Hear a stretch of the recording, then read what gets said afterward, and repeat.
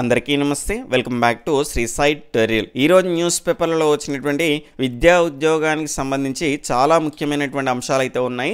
వాటన్నింటికి సంబంధించిన పూర్తి వివరాలను అయితే మీకు క్లియర్గా తెలియజేస్తాను. వీడియోని చివరి వరకు చూసేటువంటి ప్రయత్నం అయితే చేయండి. చాలామంది చూస్తున్నప్పటికీ వీడియోని మాత్రం లైక్ చేయట్లేదండి. మీరు లైక్ చేస్తే నాకు సపోర్టివ్గా ఉంటుంది. ఈ వీడియో అనేది మరింత మందికి రీచ్ అవ్వడానికి ఎక్కువ అవకాశం ఉంటుంది కాబట్టి నాకు మోటివేషన్గా ఉండి మరింత మంచి సమాచారాన్ని సేకరించి మీ ముందరికి తీసుకురావడానికి ఎక్కువ అవకాశం అయితే ఉంటుంది.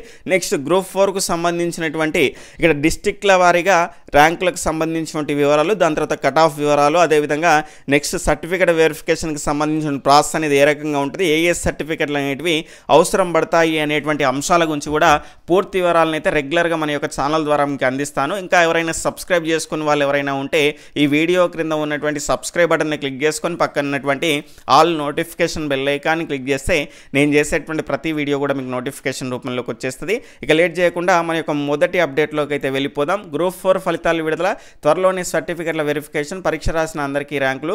రాష్ట్రంలో గ్రూప్ 4 పరీక్ష ఫలితాలు విడుదలయ్యాయి. 2 పరీక్షలు రాసిన ప్రతి అభ్యర్థికి కూడా ర్యాంకులు కేటాయించారు. శుక్రవారం గ్రూప్ 4 జనరల్ ర్యాంకింగ్ లిస్టును అయితే రిలీజ్ చేయడం జరిగింది. ర్యాంకుల వివరాలను టీఎస్పీఎస్సీ అధికార వెబ్సైట్లో పొందుపరచడం జరిగింది. త్వరలోనే సర్టిఫికెట్ల వెరిఫికేషన్ ఉంటుందని కమిషన్ అధికారులు అయితే తెలిపారు. రిజెక్ట్ అయినటువంటి అభ్యర్థులకు సంబంధించిన ర్యాంకులు ప్రకటించలేదని అయితే చెప్పడం జరిగింది. కాగా గ్రూప్ 4 టాపర్గా కొమరంభీం ఆసిఫాబాద్ జిల్లాకు చెందినటువంటి అభ్యర్థి అయితే నిలిచాడు అనేటువంటి అంశాన్ని అయితే చూస్తున్నాం. ఇక్కడ మా జిల్లాకు సంబంధించినటువంటి వ్యక్తి మొదటి స్థానాన్ని సంపాదించడం అనేది చాలా సంతోషకరమైనటువంటి అంశంగా మనం చెప్పుకోవచ్చు. ఎందుకంటే గతంలో కొమరంభీం ఆసిఫాబాద్ అంటే చదువులో వెనకబడినటువంటి జిల్లాగా మనం చూసాం. కానీ గతంలో కనుక చూసుకుంటే డిఎస్సిలో మొదటి ర్యాంకు సాధించడం, రీసెంట్గా ఐఏఎస్ కూడా సాధించడం, దాని తర్వాత ఇక్కడ ప్రజెంట్ కనుక చూసుకుంటే గ్రూప్ 4 టాపర్గా కూడా దాదాపుగా 7 లక్షల మంది రాసినటువంటి దీనికి సంబంధించి మొదటి స్థానంలో నిలవడం అనేది చాలా గర్వకారణం. అయితే మా జిల్లాకు సంబంధించి అయితే మంచి పేరుని తీసుకురావడం జరిగింది ఈ అభ్యర్థి కనుక చూసుకుంటే. ఆయన కృతజ్ఞతలు అయితే తెలియజేస్తున్నాను. దాని తర్వాత 2వ స్థానంలో కనుక చూసుకుంటే వనపర్తి జిల్లాకు సంబంధించినటువంటి అభ్యర్థి అయితే రావడం జరిగింది. 3వ స్థానంలో కనుక చూసుకుంటే ఆదిలాబాద్ జిల్లాకు సంబంధించినటువంటి అభ్యర్థి అయితే ఉండడం జరిగింది. ఈ అంశాలను అయితే మనం చూస్తున్నాం. గత నేపథ్యం ఇచ్చిండ్రు, ఎన్ని పోస్టులు, ఎంతమంది అప్లై చేసుకున్నారు, ఎంతమంది రాసిండ్రు అనేటువంటి అంశం అయితే చూస్తున్నాం. అయితే ఇక్కడ కొంతమంది సంబంధించినటువంటి పేర్లు అయితే రాలేదు, అంటే వాళ్ళకి సంబంధించిన హాల్ టికెట్స్ సంబంధించిన ర్యాంకింగ్ అనేది రాలేదు. దానికి కారణం ఏంటి అంటే వాళ్ళు 2 పేపర్లు రాయకపోవడం, లేదంటే ఏదైనా బబ్లింగ్ మిస్టేక్ చేయడం వల్ల వాళ్ళకి సంబంధించినటువంటి అయితే రిజెక్ట్ చేయడం జరిగింది అనేటువంటి అంశాన్ని ఇక్కడ గుర్తుపెట్టుకొని నెక్స్ట్ ఇక్కడ చూసుకుంటే దీనికి సంబంధించిన ప్రాసెస్ ఏ రకంగా ఉంటుంది అంటే ఇందులో భాగంగా సర్టిఫికేట్ వెరిఫికేషన్లో భాగంగా ఏం చేస్తారంటే త్వరలో సర్టిఫికేట్ వెరిఫికేషన్ కోసం ఎంపికైన అభ్యర్థులకు సంబంధించినటువంటి షార్ట్ లిస్ట్ను విడుదల చేయనున్నట్లు కమిషన్ తెలిపింది. ఒక్కో పోస్టుకు 1:2 రేషియోలో ఇప్పుడు గురుకులకు సంబంధించి ఏ రకంగా రిలీజ్ చేస్తున్నారో అదే రకంగా 1:2 రేషియోలో ఎంపిక చేయనున్నారు అనేటువంటి అంశం అయితే ఇక్కడ చూస్తున్నాం.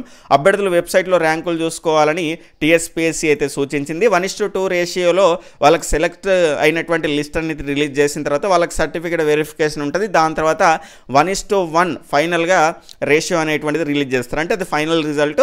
అప్పుడు ఆ 1:1లో వచ్చినటువంటి వారందరికీ కూడా జాబ్లు వచ్చినట్టే. కాబట్టి ఈ రకంగా ప్రాసెస్ అనేది ఉంటుంది. సర్టిఫికేట్ వెరిఫికేషన్కి సంబంధించి ఏ సర్టిఫికేట్స్ అవసరం పడతాయి అనేటువంటి అంశం పైన కూడా మనం క్లియర్గా చూసుకునేటువంటి ప్రయత్నం అయితే చేద్దాం.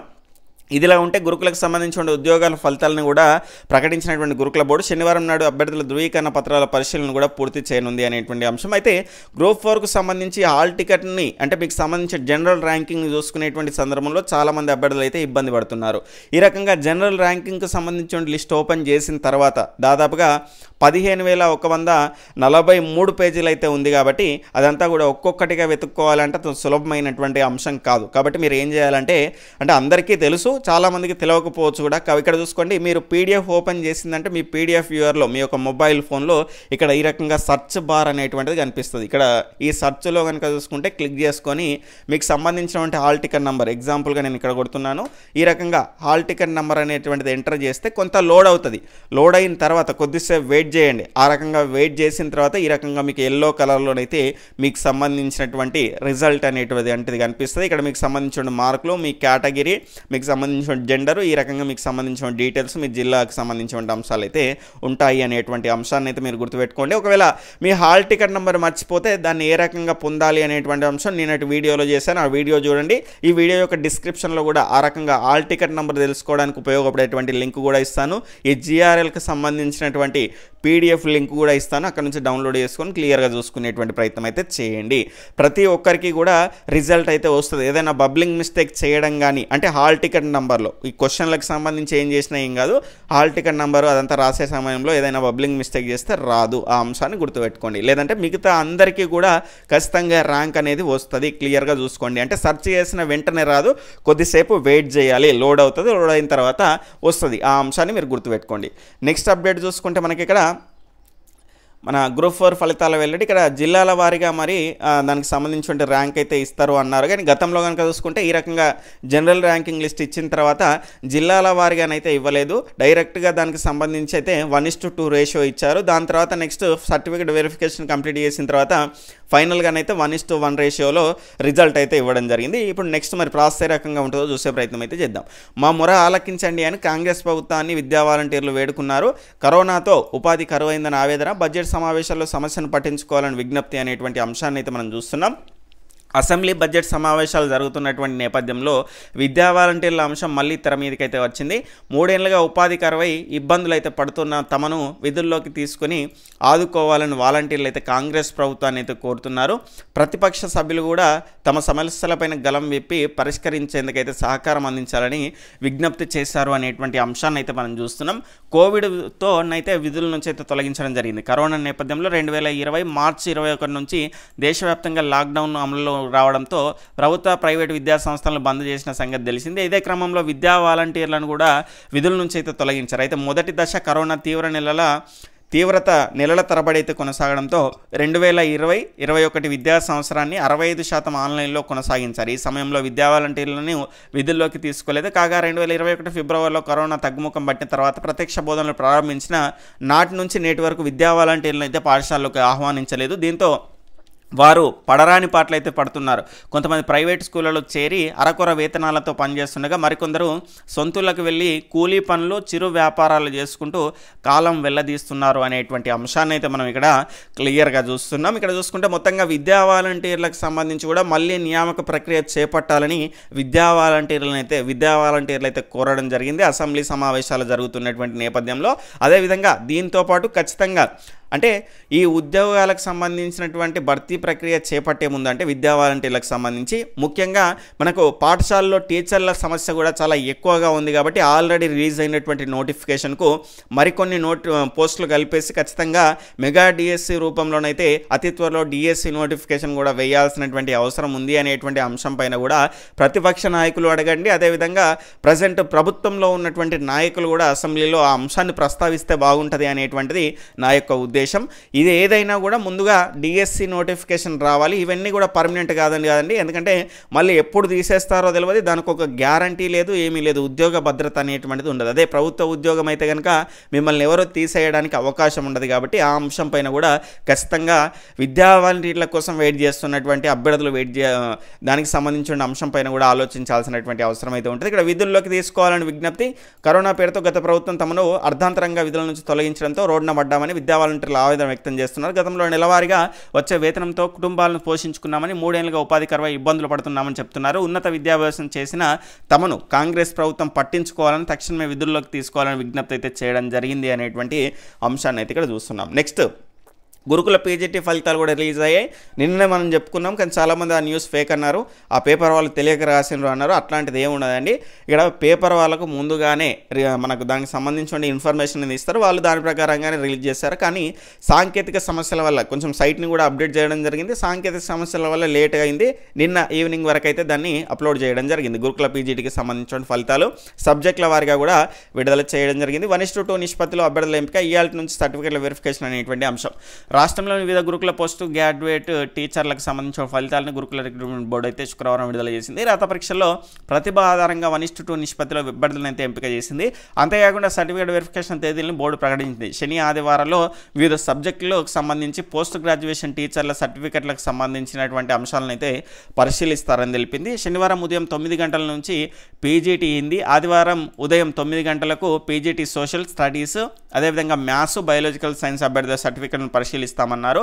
ఈ రకమైనటువంటి అంశాన్ని అయితే వెల్లడించడం జరిగింది. పీజీటీ హిందీ అభ్యర్థుల సర్టిఫికేట్ను చైతన్యపూర్లోని social welfare residential college for ఉమెన్లో, పీజీటీ సోషల్ అభ్యర్థుల certificate verification Banjara Hills road number 10లోని బంజారా భవన్లో పీజీటీ మ్యాథ్స్, బయాలజీ అభ్యర్థులకు సంబంధించిన సర్టిఫికేట్ల వెరిఫికేషన్ ఇక్కడ బంజారా హిల్స్ రోడ్ నెంబర్ 10లోని కొమరమ్మి ఆదివాసీ భవన్లో పరిశీలిస్తామని. అంటే సెంటర్స్ వేరుగా ఉన్నాయి, ఒకసారి క్లియర్గా చూసుకోండి. రాత పరీక్షలో ప్రతిభ ఆధారంగా 1:2 నిష్పత్తిలో అభ్యర్థులను సర్టిఫికేట్ వెరిఫికేషన్ కోసం పిలిచినట్లయితే తెలిపింది. పీజీటీ హిందీకి 327 మంది, పీజీటీ సోషల్ స్టడీస్కు 415, మ్యాథ్స్కు 459, బయాలజీకి 326 మందిని అయితే ఎంపిక చేసింది. కాగా వెరిఫికేషన్కు వచ్చే అభ్యర్థులు అయితే ఒరిజినల్ సర్టిఫికేట్లతో పాటు సెల్ఫ్ అటెస్టేషన్ చేసినటువంటి 2 సెట్ల జిరాక్స్ సర్టిఫికేట్లను కూడా తీసుకురావాలని అయితే బోర్డు వెల్లడించింది. ఏ సర్టిఫికేట్ మిస్ అయినా కూడా వెరిఫికేషన్కు అనుమతించమని అయితే స్పష్టం చేసింది. కానీ ఏదైనా సర్టిఫికేట్ లేకుండా ప్రజెంట్గా మనకైతే ఇక్కడ దానికి సంబంధించి పీజీటీ సోషల్ అంటే పీజీటీకి సంబంధించి ఆ పీజీకి సంబంధించినటువంటి అంశము, దాని తర్వాత బీఎడ్కి సంబంధించిన అంశాలు అయితే ఖచ్చితంగా ఉండాలి. ఎందుకంటే అవి మినిమం ఎడ్యుకేషనల్ క్వాలిఫికేషన్స్ కాబట్టి. ఒకవేళ ఏదైనా ఈడబ్ల్యూఎస్ కానీ మిగిలిన అంటే మన నాన్ క్రిమిలేయర్ కానీ మిగిలినటువంటి ఏవైనా మీ దగ్గర లేకుంటే కాన్వకేషన్ ఈ రకమైనటువంటి సర్టిఫికెట్లు ఏవైనా లేకపోతే కనుక ఖచ్చితంగా అక్కడ అండర్టేకింగ్ అనేది ఇవ్వచ్చు. ఎందుకంటే వాళ్ళు రిజల్ట్ ఇచ్చిన తెల్లారే మీరు ఉరుకుత రావాలి అంటే ఒకవేళ సర్టిఫికెట్ లేకుంటే ఏడుకెళ్ళి పోతామండి, అది కరెక్ట్ అయినటువంటి అంశం కాదు. కాబట్టి మనం రిటర్న్గా రాసియొచ్చు. ఖచ్చితంగా మీరు వెళ్ళండి, ఇబ్బంది పడకండి. సర్టిఫికెట్స్ ఏవైనా లేకపోతే గనక ఇక్కడ మీకు అండర్టేకింగ్ అనేటువంటి తీసుకుంటారు. మీరు స్వయాన రాసిచ్చి ఈ తేదీలోపు నేను తీసుకొచ్చి ఇస్తాను అనేటువంటి అంశం అయితే రాసి ఇవ్వాలి. అలాంటి అంశం అయితే అక్కడ ఉంటుంది, భయపడకండి. నెక్స్ట్ అంశం చూసుకుంటే గ్రూప్ 1 ఉద్యోగార్థుల వయో పరిమితి 46 ఏళ్లకు పెంపు అనేటువంటి అంశాన్ని అయితే మనం చూస్తున్నాం. త్వరలోనే నోటిఫికేషన్ ప్రకటిస్తాం. 15 రోజుల్లో 15,000 కానిస్టేబుల్ ఉద్యోగాలకు సంబంధించిన భర్తీ ప్రక్రియ చేపడతాము అనేటువంటి అంశం అయితే ఇక్కడ చూస్తున్నాం.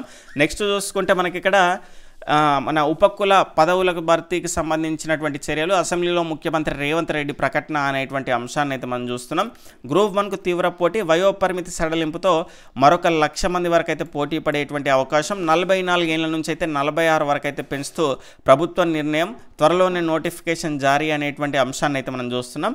పకడ్బందీగా నిర్వహించాలని భావిస్తుంది. గతంలో జారీ చేసినటువంటి 503 గ్రూప్ 1 పోస్టుల నోటిఫికేషన్కు మరొక 60 పోస్టులను కలిపి నోటిఫికేషన్ ఇచ్చేందుకు తెలంగాణ పబ్లిక్ సర్వీస్ కమిషన్ అయితే రంగం సిద్ధం చేసింది. ఇప్పటిదాకా అభ్యర్థులకు సంబంధించి వయోపరిమితి జనరల్ ర్యాంకింగ్కి సంబంధించినటువంటి 44 ఏళ్ల బీసీ, ఎస్సీ, ఎస్టీ వర్గాలకు 49 ఏళ్ళుగానే ఉన్నటువంటి సంగతి తెలిసిందే. అయితే ప్రభుత్వం తీసుకున్నటువంటి తాజా నిర్ణయంతో ఇక్కడ 46+5 అంటే 51 ఏళ్ళు ఉండనుంది అనేటువంటి అంశం. గ్రూప్ 1 పరీక్షకు గత 2 ఏళ్లుగా అభ్యర్థులు అయితే సిద్ధమవుతుండడం, ప్రశ్నపత్రాల లీకేజీ కారణంగా 2 సార్లు రద్దయిన పరీక్షను అభ్యర్థులకు ఎటువంటి నష్టం వాటిల్లకుండా తాజాగా నిర్వహించాలని సీఎం రేవంత్ రెడ్డి అయితే నిశ్చయించారు. అందులో భాగంగానే వయోపరిమితి అయితే 2 ఏళ్ళు అయితే పెంచుతూ నిర్ణయం తీసుకున్నారు అనేటువంటి అంశాన్ని అయితే మనం చూస్తున్నాం. మిగిలినటువంటి ఈ అంశాలను కూడా ఇక్కడ ఇచ్చారు.